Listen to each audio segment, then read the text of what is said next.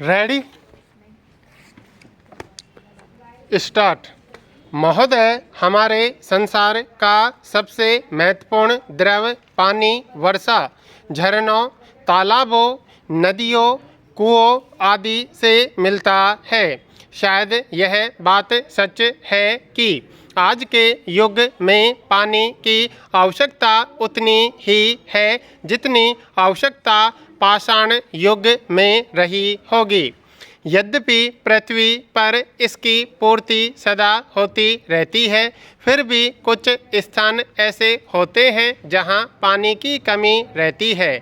आज बढ़ती जनसंख्या और उसके साथ साथ औद्योगिक प्रगति के युग में पानी की मांग बढ़ती जा रही है।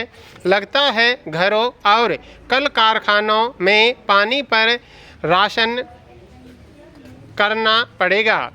इसे रोकने के लिए कोई ऐसा तरीका निकालना होगा जिससे समुद्र से पर्याप्त शुद्ध जल मिल सके। इसलिए अब यह बहुत आवश्यक है कि जल का संरक्षण किया जाए। देश में इसी जल संरक्षण के निरंतर प्रयत्न चल रहे हैं। नई दिल्ली में अप्रैल 1998 में राष्ट्रीय जल संसाधन समारोह आयोजित किया गया। फिर संपूर्ण देश के 1000 स्थानों में इस प्रकार के समारोह आयोजित किए गए। पर्यावरण में जल के महत्व को देखते हुए इस बार का मुख्य विषय जल तथा पर्यावरण रखा गया है।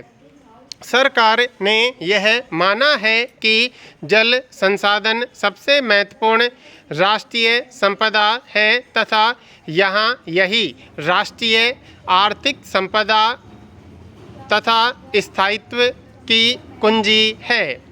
पानी हर समय एक सा नहीं मिलता, इसलिए इसके नियोजन, विकास, संरक्षण तथा उपयोग की सबसे ज़्यादा आवश्यकता है। कृषि में, पीने के लिए, उद्योगों आदि में पानी की आवश्यकता दिन प्रतिदिन बढ़ती जा रही है। स्वतंत्रता के बाद पंचवर्षीय योजनाओं में जल की व्यवस्था करने के प्रयास किए गए हैं, लेकिन जल के उपयोगों, फार्म प्रबंध, जल संरक्षण, जल की किस्म तथा प्रयुक्त जल के निपटान की और पर्याप्त ध्यान नहीं दिया गया। मालूम होता है कि जल समस्याओं के प्रति जागरूकता का अभाव है। जल संसाधन मंत्रालय का कहना है कि हर वर्ष लोगों में यही जागरूकता लाने के प्रयत्न किए जाते हैं। सार्वजनिक समारोहों के अलावा केंद्रीय जल आयोग के नई दिल्ली स्थित मुख्यालय में एक समारोह आयोजित किया जाता है। इस आयोग की स्थापना 1 अप्रैल 1945 में की गई थी। नई दिल्ली समारोह में जल संसाधन मंत्री ने जल संसाधन विकास तथा पर्यावरण प्रबंध की आवश्यकता पर बल दिया। इसमें सफलता प्राप्त करने के लिए हमें वन रोपण, मानव आवास, उद्योगों आदि में समन्वय स्थापित करना होगा। महोदय, पिछले 40 से 45 वर्ष तक देश में असाधारण जल संसाधन विकास का समय रहा। विकास तथा आर्थिक प्रगति के लिए पनबिजली उपलब्ध कराई गई। वर्ष 1950-51 में सिंचाई क्षमता केवल 2 करोड़ 30 लाख हेक्टेयर थी, जो तिगुनी होकर 7.5 करोड़ हेक्टेयर हो गई। खाद्य उत्पादन 5 करोड़ टन से 18 करोड़ टन हो गया। जल संसाधनों के विकास तथा आयोजन के लिए 1987 में राष्ट्रीय जल नीति निर्धारित की गई। इसमें पीने के पानी को सर्वोच्च प्राथमिकता दी गई, लेकिन सबसे कठिन काम सूखा और बाढ़ के समय जल प्रबंध है। केंद्रीय जल आयोग ने बाढ़ चेतावनी के लिए देश में एक नेटवर्क स्थापित किया है, जिससे जान माल की सुरक्षा हो सके। जल संसाधन मंत्री ने ऊर्जा की आवश्यकता पर भी बल दिया है। यह ऊर्जा पर्यावरण संरक्षण रखते हुए मिलनी चाहिए और इसके लिए हमेशा उपयोग में आने वाली ऊर्जा है, जिसे हम ऊर्जा के वैकल्पिक स्रोत कहते हैं। घरेलू तथा औद्योगिक कार्यों में जितनी ऊर्जा लगती है, उसका आधा भाग ईंधन की लकड़ी से आता है।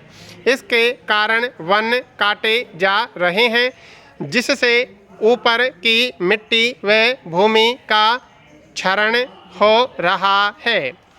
उन्होंने जल की किस्म को बहुत महत्वपूर्ण बताया और जल संरक्षण को अत्यधिक उपयोगी और अनिवार्य बताया। विशेषतः आज के औद्योगिक युग में झीलों तथा नदियों का जल साफ रहना चाहिए। केंद्रीय जल आयोग ने निरीक्षण कार्य अपने हाथों में लिया है और सारे देश में इसके 270 केंद्र स्थापित किए गए हैं। इनसे प्राप्त सूचनाएं केंद्रीय प्रदूषण नियंत्रण मंडल, पर्यावरण तथा वन मंत्रालय और स्थानीय निकायों के लिए बहुत उपयोगी सिद्ध हो रही हैं। इस समय सबसे अधिक आवश्यकता कचरा निपटाने के उद्देश्य से सस्ती तकनीकों पर अनुसंधान और विकास की है। यदि हम सारे कचरे के पुनः चक्र में सफल हो जाते हैं तो नदियों में कचरा बहने से रोका जा सकता है। पिछले कुछ दशकों में देश में एक और महत्वपूर्ण कार्य जल संबंधित पर्यावरण कानून बनाने का प्रयास हुआ है। 1986 का पर्यावरण कानून जल, भूमि, वायुमंडल आदि के सभी पर्यावरण पहलुओं पर लागू होता है। इस कानून में जो कमियां हैं उन्हें दूर किया जा रहा है, जिससे राज्यों को इसके लागू करने के लिए और अधिकार मिल सकें।